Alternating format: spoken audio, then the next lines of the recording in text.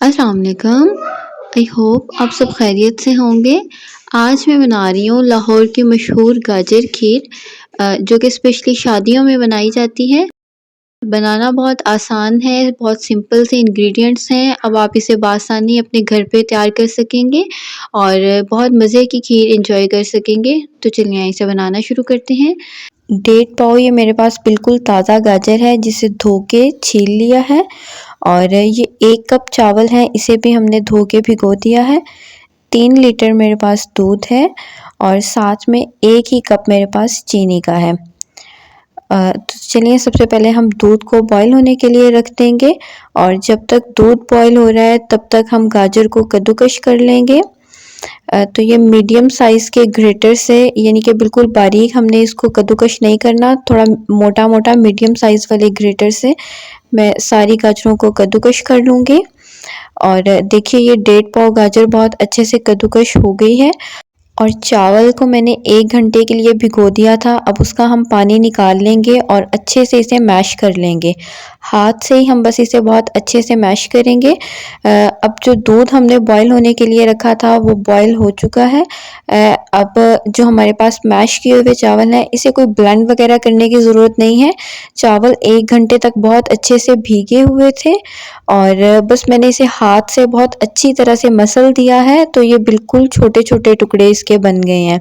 उबलते हुए दूध में हम ये चावल शामिल कर देंगे और इसे 2 से 3 मिनट तक बहुत अच्छे से हिलाते हुए पकाएंगे, ताकि चावल की फुटकियाँ ना बन जाए। और 2 से 3 मिनट के बाद हम आँच जो है इसकी बिल्कुल हल्की कर देंगे और 1 घंटे तक हम हल्की आँच पे खीर को पकने देंगे। खीर का बेहतरीन जायका बनता ही तब है जब ये हल्की आंच पे कड़-कड़ के पकी हुई हो, यानी कि इसका कलर भी बन के चेंज हो जाए, ये पिंकिश हो जाएगी। 1 घंटे के बाद चावल बहुत अच्छे से हमारे गल गए थे, तकरीबन खीर जो है वो 50% गाढ़ी हो गई थी। अब हम इसके अंदर कद्दूकश की हुई गाजर शामिल कर देंगे और अब इसे बहुत अच्छे से मिक्स करेंगे और दोबारा से हम इसको 15 मिनट के लिए पकाएंगे। और अब हम इसके अंदर चीनी शामिल कर देंगे।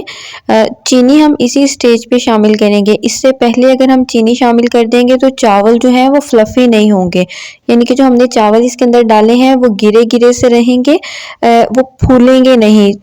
अब खीर को पकते हुए हल्की आंच पे तकरीबन सवा घंटा गुजर चुका है और इस स्टेज पे मैं इसके अंदर से 1 प्याली जो है खीर की निकाल लूँगी और इसे जो है मैं ब्लेंड कर लूँगी।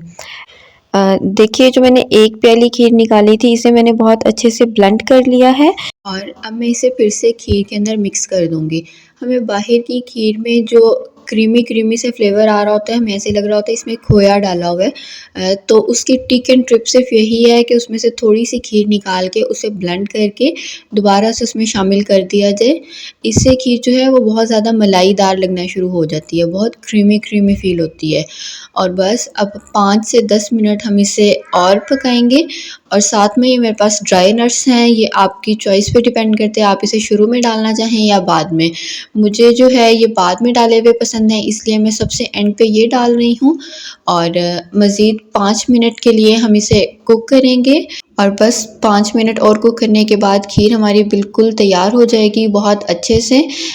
मैं इसको आपका इसका टेक्सचर दिखाती हूँ कि ये इस स्टेज पे किस तरह की है। तो देखिए ये इतनी गाढ़ी हमने खीर रखी है और इसका टेक्सचर देखिए, इसमें बिल्कुल हल्का सा दाना है और बहुत प्यारे से गाजर के इसमें फ्लेक्स नज़र आ रहे हैं। तो चलिए अब इसे डिश आउट करते हैं और फिर आपको दिखाते हैं इसके फाइनल लुक। और तब तक अगर आपने मेरे चैनल को सब्सक्राइब नहीं किया तो काइंडली सब्सक्राइब कर दें और बेल आइकॉन को प्रेस कर दें, ताकि आपको मेरी हर आने वाली वीडियो की अपडेट मिलती रहे। और ये देखिए जी हमारी गाजर खीर की फ़ाइनल लुक। हम इसे कुछ ड्राई फ्रूट्स और गाजर फ्लेक्स के साथ सर्व करेंगे।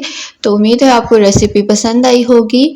आजकल गाजर का मौसम है, आप इसे घर पे ट्राई कीजिएगा और एंजॉय कीजिएगा और अपना फीडबैक मुझसे लाजमी शेयर कीजिएगा। फिर मिलेंगे इंशाल्लाह एक नई और बेहतरीन सी वीडियो के साथ। और अगर आपको वीडियो पसंद आई हो तो वीडियो को लाइक और चैनल को सब्सक्राइब कीजिएगा। अल्लाह हाफिज़, फ़ी अमानिल्लाह।